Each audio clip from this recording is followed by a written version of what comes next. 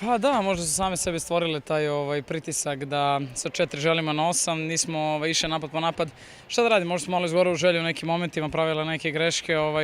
Opet, što se kaže, osvajali smo pobedu, to je opet bitno. Naravno, nama je žao što nije bilo 8-9, ali šta da radimo, izabrali smo put, ićemo vratno preko Đera i to je to. Sad se koncentrišemo na Đer, nema više razmišljanja u ovoj fazi, to je gotovo, okrećemo se četvrtfinalu.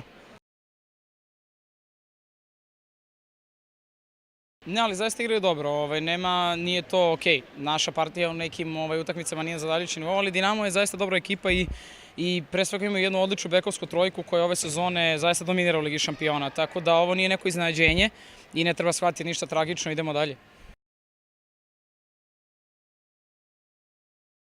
Pa imamo sada da se spremimo neke 2 nedelje nakon toga.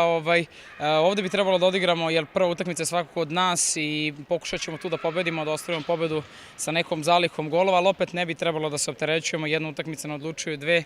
Ovo će biti vrlo interesantno, zaista očekujem jako težak duel, Đer jako dobro poznajem, provela sam tamo 2 godine, tako da se nadam da i uspeću da malo pomognem u analizi te ekipe. Ne samo tako da razmišljamo, Đer je ekipa koja već 3 godine igra u istom sistemu sa istim trenerom, tako da kod njih nema velikih promjena. Naravno, ima veliki broj porođenih igračica, ali s druge strane ponekad je to jako opasno jer onda one druge imaju veću želju da nadoknade nedostatak, tako da ne razmišljamo uopšte o tome, bit će izuzetno teško, to su 2 utakmice koje vode na Final Four.